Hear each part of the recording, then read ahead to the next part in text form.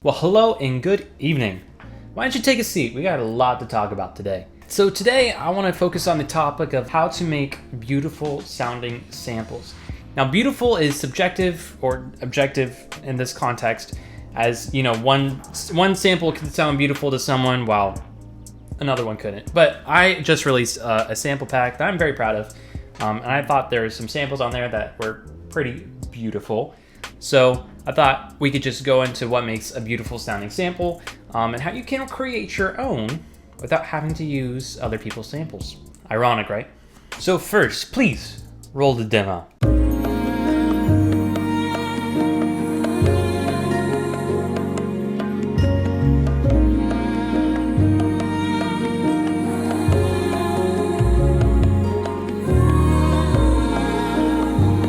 Did you like the sample?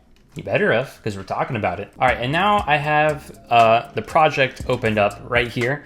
It's messy, I know. I work messily, and I don't care what you have to say about that.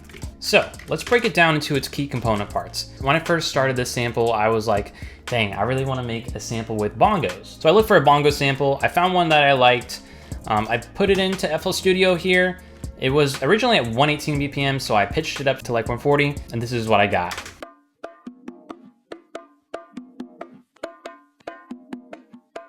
Nice, nice. Now, as you can see here, I did pan it left to right with this automation right here. Usually I like doing this with this sort of percussion because I think it just gives it a sense of importance, because I did start with the bongos originally, and I knew that was an element I wanted to keep in there. All right, and then I moved on to piano, and I used Keyscape because what else would I use? I played some chords in. You can listen to them here.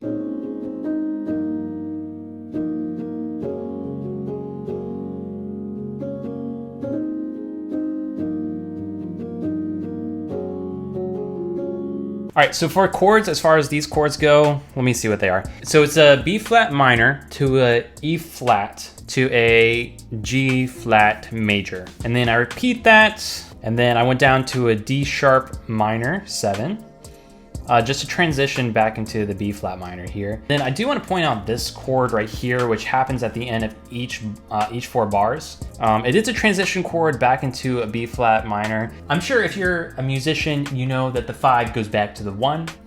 That's what I did here. It's nothing special. After the piano, I did feel a little bit lazy, so I didn't record the bass live. I just used Expand 2, and I got an upright bass. So let's take a listen to that one.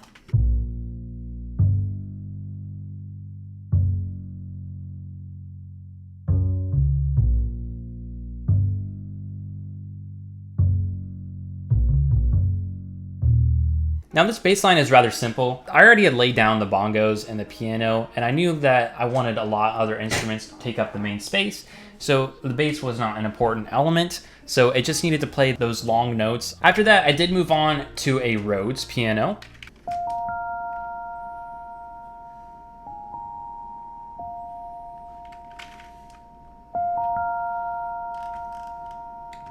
So I'm just riffing around on the keyboard right there. I am playing this sort of same melody right here. It's basically played throughout the entire Rhodes section. I know it looks like a lot, but this one is just like 3 notes long. If you find different variants of playing that around the sample, it can sound great. See, as I did right there, there's just like a different variant to each motif. Then I was like, you know what sound great here? Some violin. I pulled out this violin plugin right here, and then with a few simple clicks on the keyboard, I was finally able to figure out what I was trying to play.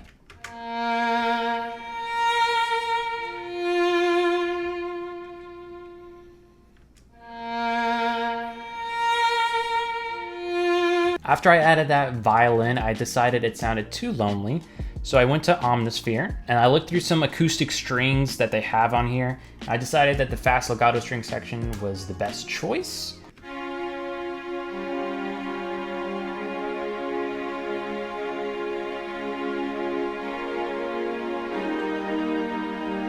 As you can see there, they're just playing the chords, following along. They're just a little additional support, especially to the lead melody. Having the extra strings in there just adds a lot to the background. And the melody was pretty much finished. Like I had the idea of the melody. So all that was left to be done was to kind of flesh out the entire sample.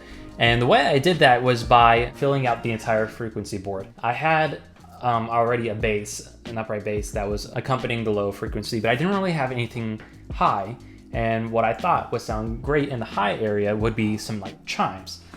So I went to Lender, pulled out some chimes, and these are the chimes I settled on.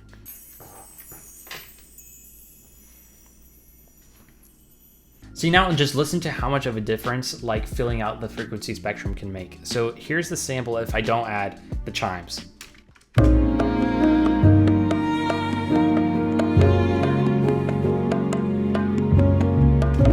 Okay, it sounds good. Like if you had it just by yourself, you'd be like, oh yeah, that's fine. But now listen to it with the chimes.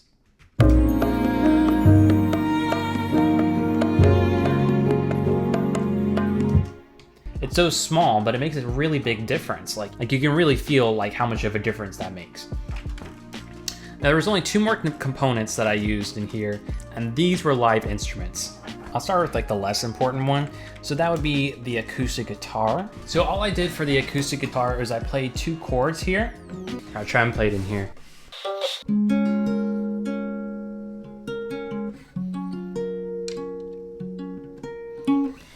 Now, so as you can see, the acoustic guitar is not a main element. It's not doing too much, but just like the chimes, if I didn't have it in there, you could really tell a difference because there's certain areas where you can kind of hear it and it kind of like stands out in its own. It's like, ooh, yeah, I can hear that in there. It sounds good. Now, the last part of this, which I think really brought it together, was the background vocals. I think there's nothing more unique sounding in a sample than having vocals in there. For me, lucky enough, my sister was in town, so I made her do this for me.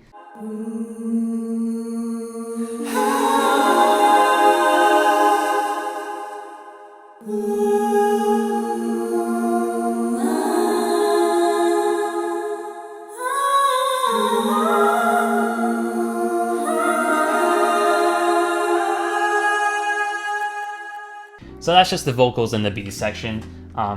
When I was making the vocals, I wasn't really thinking too much, but when I first started recording the vocals, I knew that it was going to be a main element of the sample. So I already had the violin in there, and that was going to be the main element. But if I have 2 main elements, they have to complement each other really well, or it's not going to work. So let's just take a quick listen to the sample again.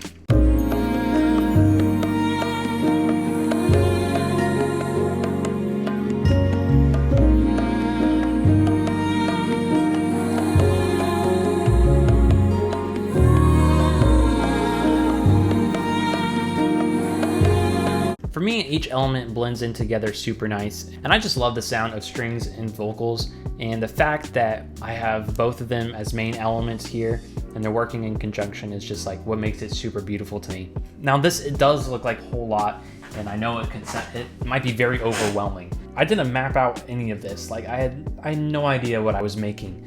The thing you need to stress on the most is to just go with it. Like, do not worry about it. It's gonna overwhelm you if you try and map it out or make a blueprint of something, because you're making music, dude. Like, it doesn't matter. If you have more video suggestions, I am more than open to it. As you could probably tell from the lack of posting, I don't have that many ideas, so feel free to share. All right, bye-bye.